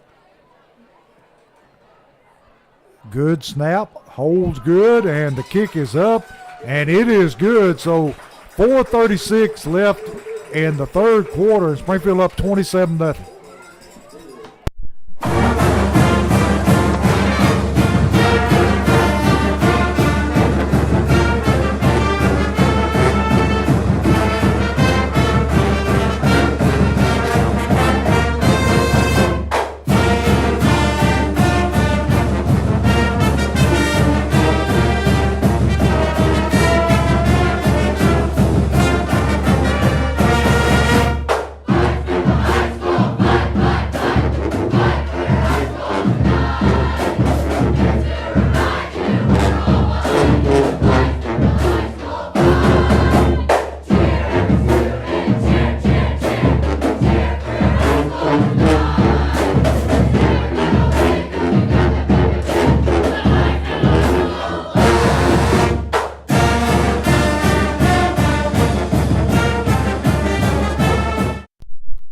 Back here at Social Dweeb, Leftrick into the kickoff, and they just watch it sail. And went out of bounds at the half-yard line. Goes out of bounds, so Portland will have their best starting field position at the 35-yard line. And T, we pretty much salted this one away, barring something unforeseen. Yeah, the Jackets are balling right now. They're hitting on all cylinders, looking good. Everybody back. And coaches even mixing up a little bit. You're getting different people on offense, different people on defense. For the first time in a while, you get Travion Benford at a corner on defense. And now they're trying you get Cromwell on the other corner. And Jock Johnson high at safety. Benford led Region 7-5A in interceptions last season. And he hasn't had any looks on defense since, I think, week 1. And Jock's trying to take that interception record away. Jock trying to get 3 in one game. And they hand off to the tailback. Tailback takes it out for a pretty good gain on 1st down. Going to make it 2nd down and about Second down and two. The ball is at the 44-yard line of Portland.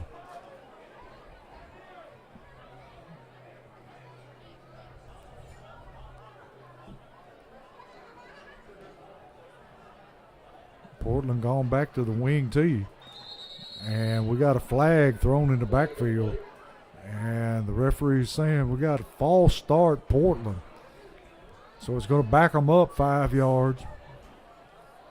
Going to make it second down and 7 now. Portland in no hurry. No, none at all. I think they're just going to play this string out.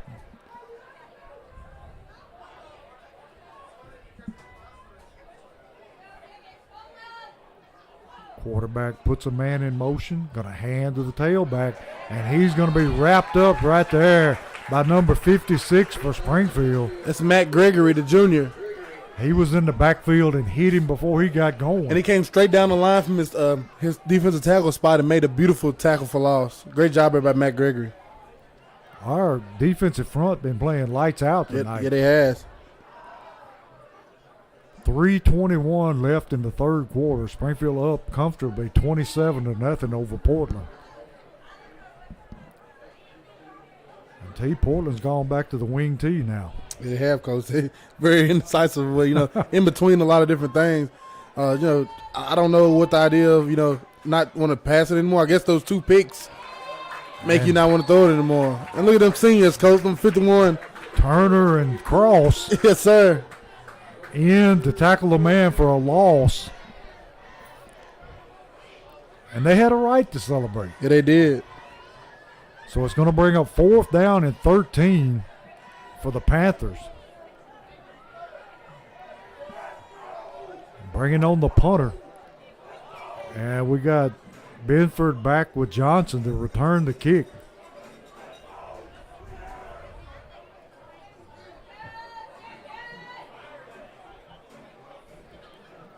Good snap. Line drive kick. I think it's dangerous, Coach. Benford going to field it over his shoulder, and he cuts it upfield, and he takes it back to about the 35-yard line and going to be stopped right there. But this kicker is taking a real chance kicking those line drives. Yeah, he is. He's booting them, Coach, and putting them out there for a return. And we got 2 men back there that can flat do it. Yeah, we do. So Springfield going to take over the football, they say, about the 33-yard line. Got 2:08 left in the third quarter. And Betts gone the whole way at quarterback. And I think that Crenshaw could have played if he had to. If he was needed. Yeah. And I think that was the understanding going into this week. Got a handoff this time to Daniels. Daniels plows his way ahead, running over one of the linebackers for Portland. Takes it out, and he's going to be just shy of his first down at about the 43-yard line of Springfield. It's nice to see him running like his old self. Yeah, it is. Putting his head down and getting those extra yardage. He'll be a big asset come to playoff time. Going to be second down and 1. T on a 2nd and 1. I always thought that was a good down to throw the football. Yeah. Time for a splash play over top to come back and try to get the – look who's the quarterback again, Coach, the Wildcat. Yeah, gone to the Wildcat. And we got a penalty. Delay a game. Delay a game. Well, the Jackets take a timeout before the delay. And we'll step away and be right back with 1:19 to go in the third quarter.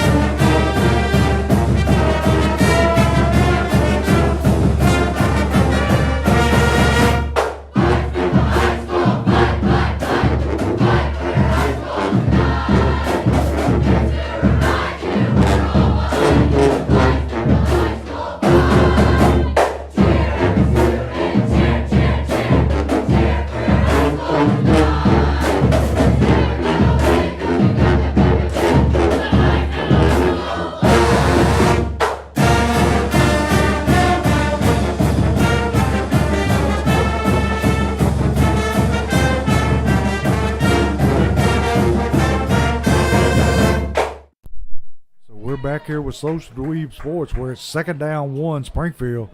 And Cobbins takes the football and just runs out of that Wildcat. Look at these offensive linemen for the Jackets. You got Turner and Cross laying on people. Look who runs in the game, Coach. They're going after it. Look who runs in the game with his hands to the side, happy to get in. He just splashed somebody. And look, David Crenshaw runs in with his hands to the side like a penguin, happy to get in the game, Coach. I'm telling you. I'm surprised he's in, but he's not in at quarterback. Going to wide receiver. Yeah. He's lined out wide, and we're in the Wildcat formation with Cobbins. Got Daniels to one side, Benford to one side, Crenshaw to the other. And the Jackets can't And get they together. call timeout. There's a lot of freaking athletes on that football telling field. You got Clarence Cobbins taking the snap. You had KJ Chapman at fullback. You had Benford and Daniels on the left. You had Crenshaw out right. Like a Chinese fire What is drill. this? What is going on? But here we go. Here go your next question. This is your last question with an actual answer, because our last question of the night will be another opinionated question that'll probably break the internet tonight. Blow it up. It's probably going to break the internet, the last question, because it's what Springfield is about. But here's our third question of the night. In the great 111-year history of Springfield Yellow Jacket football, there have been only how many head coaches? And can you name them? That's a hard one. How many head coaches has it been in the big, deep history of Springfield Yellow Jacket football? I mean, Coach Smith was there for a long time. Yeah, it was. I give you this. It's not more than 20. Yeah. I think the basic Yellow Jacket fan probably know that. It's not more than 20. Here we got Crenshaw, a wide receiver again, running out of the shotgun. I mean, going to throw it out to Benford. Benford puts a move on and picks up, well, he's still moving, picks up about 3 or 4 yards. And Crenshaw's just glad to be out there. Yeah, he don't he's care happy. where he's lined up. It sucks, Coach. It's tough. It's tough to be coming out here, because he's injured, but he had a good week of practice last week. Yeah. And with resting, and he had a good week this week throwing the ball. He's throwing the ball good in warm-ups and stuff. It's tough to come out here on senior night with your guys you've been playing with since junior pro, and you can't play. And you know the competitor he is. Yes, he's itching to get out there. And like I said, when they let him out there at that wide receiver and told him to go out there, he was running like a penguin, Coach, happy to get out there on that field. He'd probably play tackle if they asked him to. Yes, sir. So that's the end of the third quarter. And Springfield up 27-0 over Portland. And T, looking down the road, next week we travel to Clarksville and play Clarksville Northwest. Yep. Speaking of down the road, let me get on and get some scores. I got you some scores all night, Coach. All right.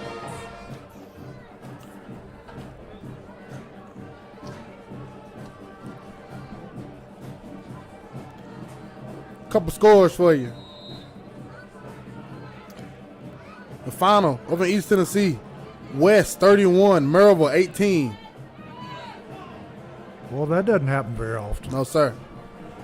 Trying to get to Middle Tennessee. Halftime, newly opened Liberty Creek 0, Oakland 42.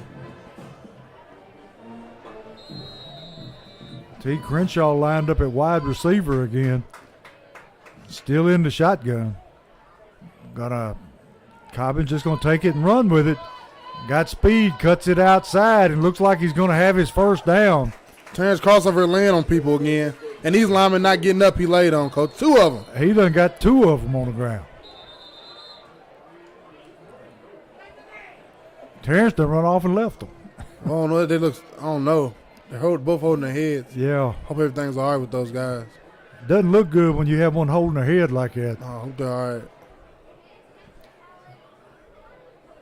All right, T, you got some more scores for us? Yep. Halftime, Lawrence County 21, Hillwood 7. Halftime, Cumberland County 7, Jackson County 7. Halftime, Macon County 13, Smith County 28. Halftime, Hunters Lane 13, White County 40. Halftime, Cheatham County 0, Waverly 14. Halftime, Westmoreland 7, White House 14. Halftime, Haywood 20, Covington 3. No score from Clarksville Northwest Kenwood. Winner of that gets in the playoffs. Looking for any county scores.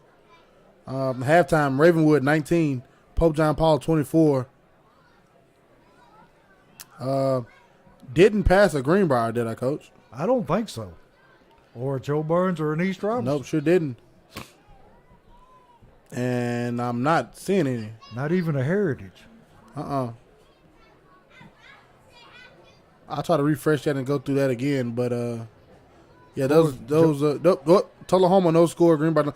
They're not reporting scores on here. Mount Juliet didn't report a score. Rossview hasn't reported a score. There's a lot of games on here. Beach and Brentwood no score. It's my TV 30 game of the night. So a lot of games on here hasn't been reported. Wonder who Henry County plays tonight. Henry County played last night. They beat Northeast, I believe, 28-0, something like that. Northeast had the opportunity to score a few times. They couldn't get in the end zone. When I go back to your question again, Coach, third trivia question of the night. In the great 111-year history of Springfield Yellow Jacket football, there has been how many head coaches? And can you name any? I know we had two brothers that coached at separate times. Sure did. And see, these young men not getting up too quick. They're not. And they're getting up now. Yeah. Not very sturdy on the feet right now.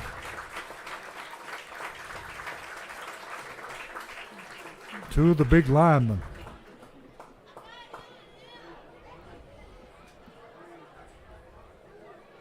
And I had wondered, Portland, the few big linemen we seen in the first half, those D linemen, they hadn't been out there because those two guys that just went out were replacements. Yes, they were. So I don't know where the two big guys they had earlier, like number 76 for the Panthers, who he was making a couple plays in the first half. He's not out there anymore. I don't know where those guys went. Surely they didn't wear him down that quick. Springfield with the football, 3rd down and 1 or 2. Ball at about the 42-yard line. Bett's going to turn and hand the ball to Daniels. Daniels with that burst of speed, and he's going to take it to the end zone for a touchdown. And that's the Daniels we know. He told me to call him the Springfield Speed Demon, so he told me to call him. So the Speed Demon gives us a Southside Drugs touchdown. And Travion Benford told me to call him Parlay. Parlay showed out tonight. I'm telling you. These guys can't play football here on senior night. What's Jock Johnson calling himself? I had to talk to him. He had to give me one. When you play like that, I call you what you want to be called. That's Coach. right. Leftrick on, and he knuckleballs this one, and it's no good. See, you got to think that having the new holders affected him. Yeah, he yanked that one hard left. We can call Johnson the thief because he's taking everything Yeah, away. he's taking it. So with 11:30 left in the fourth quarter, it's Springfield 33 and Portland nothing. So Portland going to drop from first place to third place all in one night. Yeah, they are. And it's going to be tough for that team because that team started off hot, but as you look at their schedule, that early part of the schedule kind of favored them a little bit. Yeah, they played the bottom of the barrel first. Yeah, and then they come in here in October and getting it. And, you know, it's not going to get any better leaving here Springfield because they're going to head to Henry County next week. That's a long trip from Portland to Henry County. I'll look at the schedule to double check myself. But I'm thinking they're heading to Portland. I'm heading to Henry County next week. I'm going to check right now, matter of fact. Leftrick on to kick off. Oh, they'll be home against Henry County next week. And Leftrick kicks this one through the end zone. So Portland will start at the 20-yard line. So at least they don't have to make that long journey. Yep, they'll be at home next week. Portland started off the season against Westmoreland at Westmoreland, losing 13-14. Then followed up by a big win over Liberty Creek, a big win over Clarksville Northwest, and a big win over White House. and a big win over Clarksville Northeast. Northeast, they beat Northeast by a point in week 5, which made them 5-1. And that's when I said, okay, that team might not be much of a power because, Northeast, we blew them out the water. Right. And 22-21 at home, that was a little close calling. Then they followed up by a loss, 42-14 against Macon County, which was their last away game before the night. And then they beat Kenwood and lost to Station Camp last weekend. Coming here tonight, they're going to take a tough loss here. Yeah, they got Henry County coming up, and that ain't going to be no picnic. No, it ain't. They'll be at home. So Portland going to be second down at about 8 with 10:20 left in the football game. And Springfield in front, 33-0. So I posed the question. They're going to hand off to the fullback, and he's going to chug away up the middle for a couple of yards. And it's going to be third down at about 5. Henry County, I looked at this now, beat Northeast 41-6 last night. Straights are lacking. And Northeast, I think when I seen it, so I said 20-something-0. I cut the game off at halftime. So that's when I seen that score. I got you here after this. Quarterback Fumble the ball. gonna fumble the football, and it looks like Portland got back on it. But that's going to be fourth down and long for the Panthers. 9:24 left in the game and behind 33-0. Let me go ahead and answer this trivia question so we get to the last one so everybody can chime in and be very argumentative. In the great 111-year history of Springfield Yellow Jacket football, there's been how many head coaches? The answer is 15. Leroy Shepard started in 1911, followed by James Adelot, W.M. Overcash, Fred Kahn, Clifton Thornberry, Boyd Smith, Jim Gladden, Jimbo Pearson, one of the brothers coach called, Robert Farmer, Jerry Pearson, the other brother, Donnie Jones, Randy Thomas, John Alford, Kelly Myers, and now head coach Dustin Wilson. And Coach Smith coached for how long, T? Coach Boyd Smith coached the Springfield Yellow Jackets from 1928 to 1971, amassing 289 wins, 115 losses, and 34 ties. That's a long time. It's a lot of football.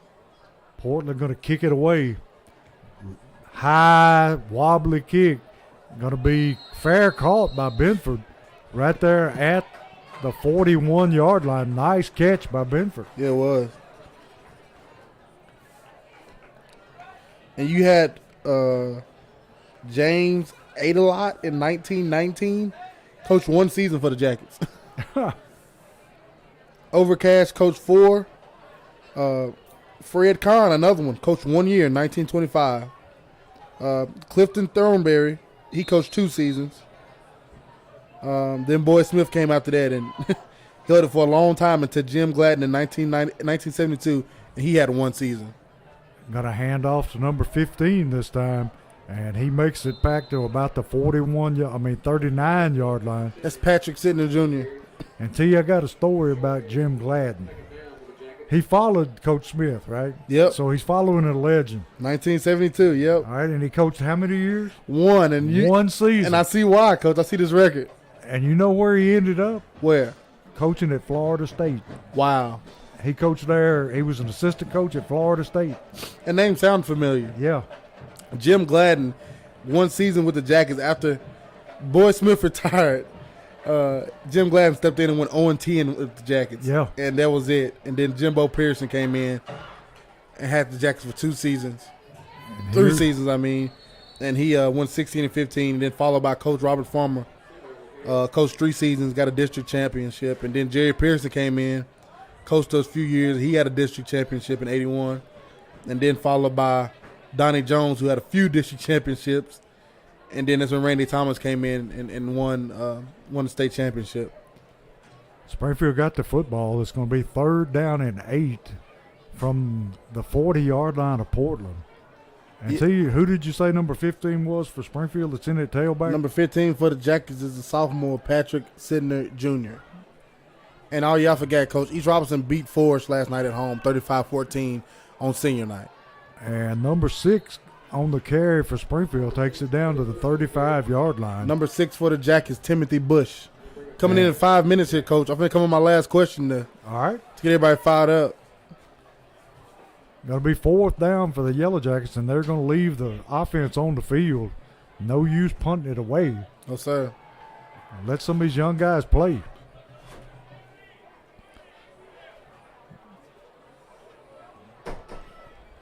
Betts still in at quarterback.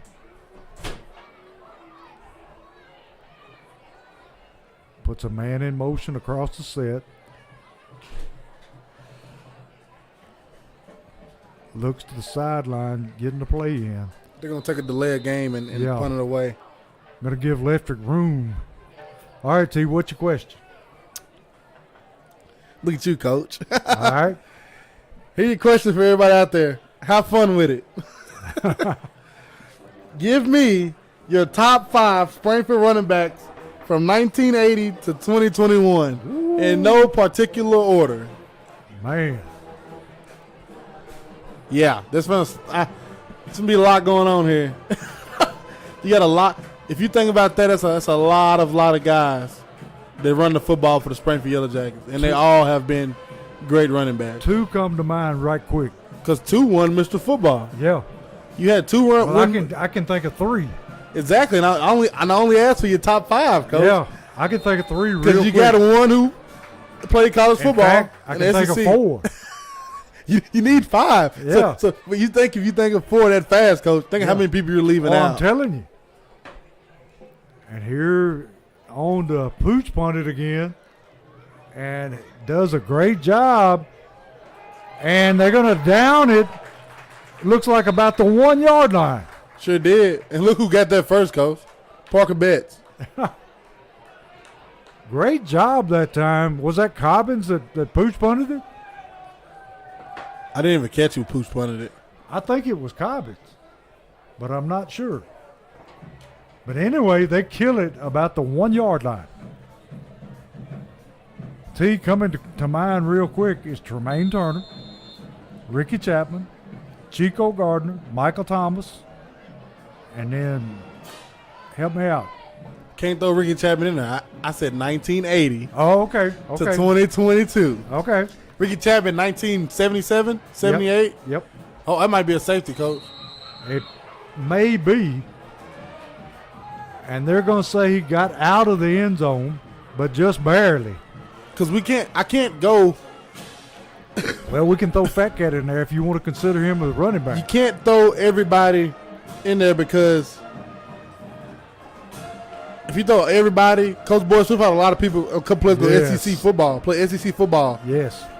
And from 1980 to now, only one other person done that from Springfield. But Coach Boyd Smith was putting out SEC guys yearly. So I tried to cut it off in 1980 to 2022, so you didn't go into overload. Yes, but there's still overloads going from 1980 to 2022. Question arises again. Give me your top 5 Springfield running backs from 1980 to 2021 in no particular order. Springfield on defense, Portland deep in their own territory at the 4-yard line, and they're going to throw the quick out, and he's going to be hit immediately. And they stripped him. They stripped the football, and let's see if they're going to call it a touchdown. Touchdown! Chris Norton, what's going on? Derek Snorton, the senior. He takes touchdown it in for a touchdown. Night. They need to give him a game ball for that one. He's the long snapper on the field goal, so when he comes to the sideline, that ball gonna be waiting on him, Coach. Yeah, get it. He gonna hit that turnover bar. Derek Snorton came through with the strip, working. What a play! What a play by the senior there. And Leftrick on to kick the extra point. Snap's good this time. He missed it again, Coach. And this time it was a knuckleball, but it went through. So that's going to make the score 40-0 Springfield with 2:06 left.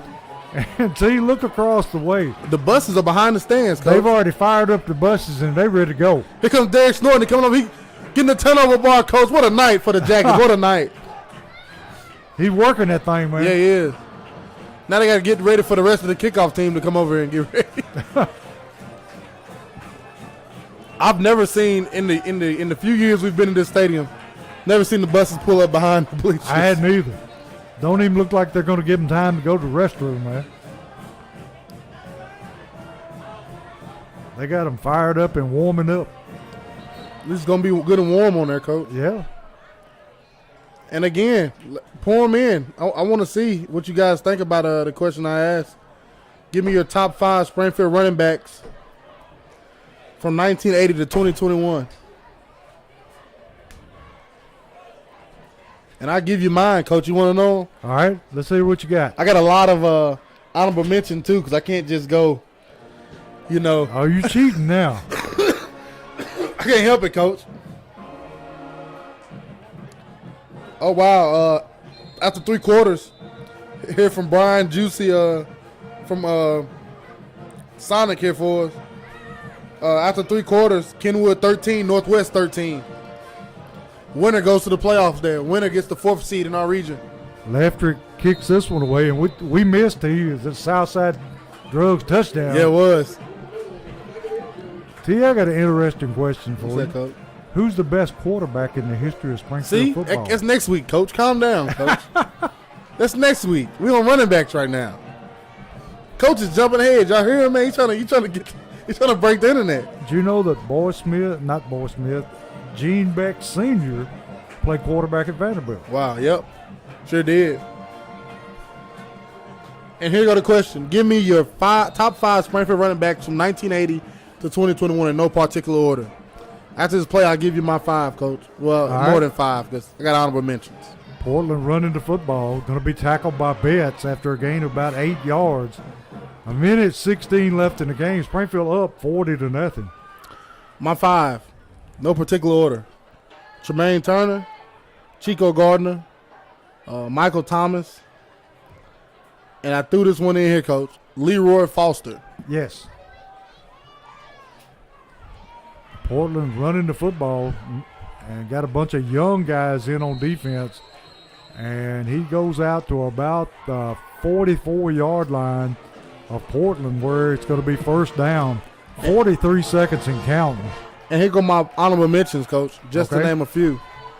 Ben Babb. Yes. Jonathan Utley, Leo Jones, and LeBron Williams. I forgot about Jonathan.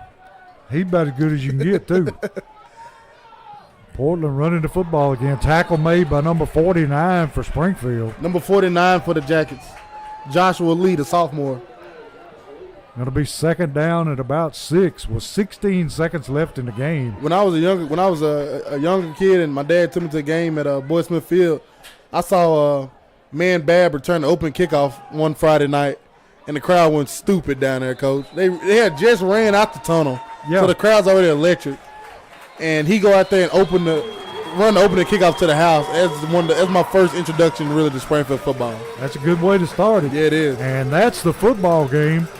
Time runs out. Springfield wins this one 40-0 in convincing fashion. And T, we didn't need Devin Crenshaw tonight, but he was available. Yeah, he was. He was available and ready to go. He did Wasn't get in needed. a couple of times. Yeah. Wasn't needed, coach. But next week we travel to Clarksville Northwest. We travel to Clarksville Northwest at the end of the season. Put this one behind us, the 2022 campaign. The Jackets go down there looking, like we said, that game's tied up right now, so we don't know which one of them will be the 4th place. Yeah. But if they win, then they'll be playing hard to get ready for the playoffs. If they lose, they'll be playing with nothing to lose. That's right. And T, I wouldn't bet on what kind of condition that press box is going to be in. No, sir. Because from what I remember, it's not too good. I've never been up there. Well, you ain't missed nothing. But got a bunch of people back tonight. Yeah. It's nice to see everybody back and nice to see the crowd back out here. Nice to see everything back in play for the Springfield Yellow Jackets. Big night for the Jackets. Big win for the Jackets. Big region win. 40-0 over the Portland Panthers. And Portland came to play football. They came out, started hard, and the Jackets just were very consistent, tackled well, and did exactly what I asked for in pregame of spot tackling. Did a great job of spot tackling tonight, and they're going to need that as the playoffs come about. So guys can't fall forward and get extra yardage. Yeah. You need those to stop drives. We didn't see all that arm tackling. No, tonight. sir.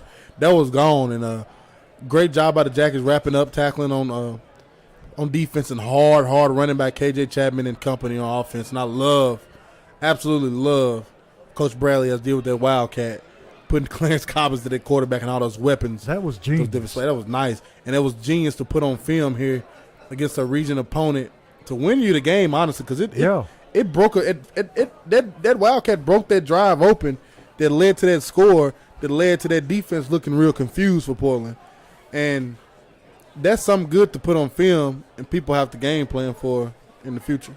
Yeah, and I tell you who I was impressed with tonight is Benford. Yeah, Travion Benford. He brings something to the game.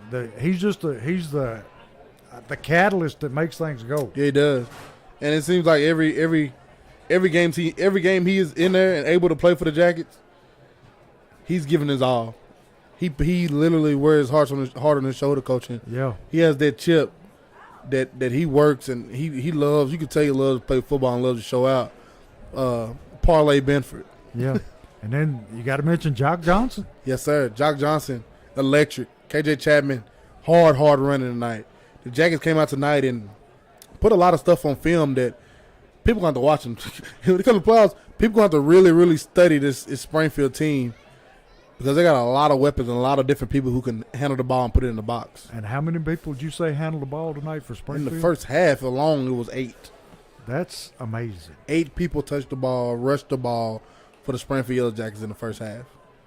And whoever that was that KJ run over, praying for him. He don't want to see that film. No.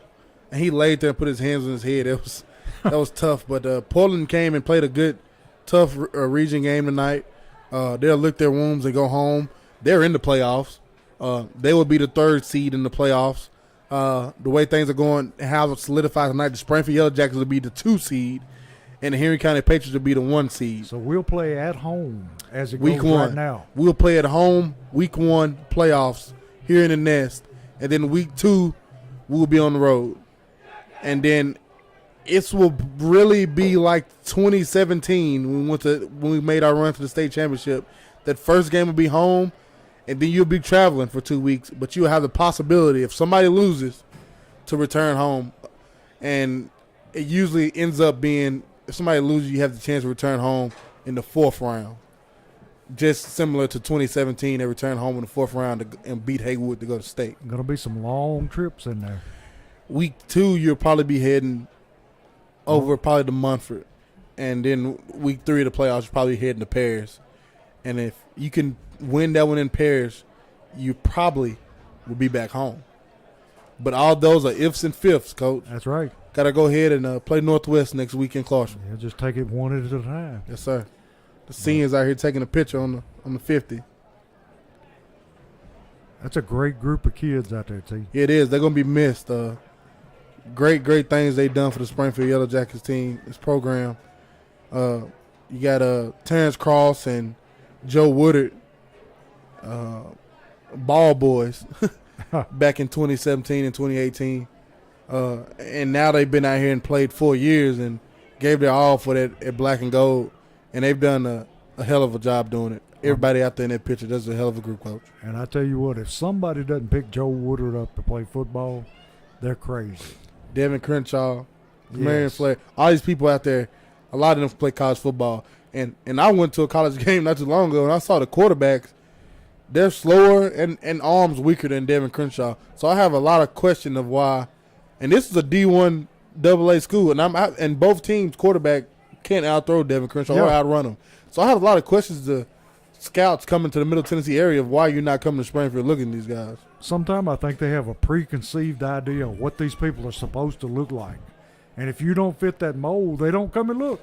But I question what that is with Devin Crenshaw standing at 6'2", 232 pounds. What more do you want? And then, Joe Wood, I understand a way somebody's look, but this man now has over 80 tackles.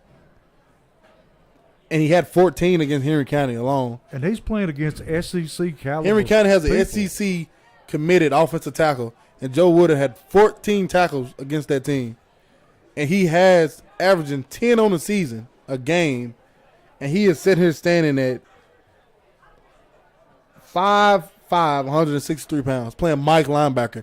Yeah. Somebody, somewhere, Lindsey Wilson, Cumberland, somewhere has to give this man a shot and let him come anchor your defense because he's a fire plug in the middle that can make plays. If anything, he could play special teams. I mean, Yes, come on. I would. You got to go get him. It's just a lot of these guys, Coach. Lamarius Daniels, Travion Benford, Jock Johnson, Turner. Don't forget about the big man up front, Grundy. Don't forget about the big man up front, number 65, Keon Harden. Yes. 6'2", 305 pounds. He can play offensive line somewhere, Coach. T, I think they're calling you. They crazy. I'm trying to do work, Coach. They want to talk. What's wrong with them? They want you to come down and get your picture made, man. I'm about to go down there with them. You gotta please them on senior night, man. It is their night, huh, Coach? So we'll call it a night from Springfield, where Springfield wins 40-0, and we'll talk to you next week from Northwest.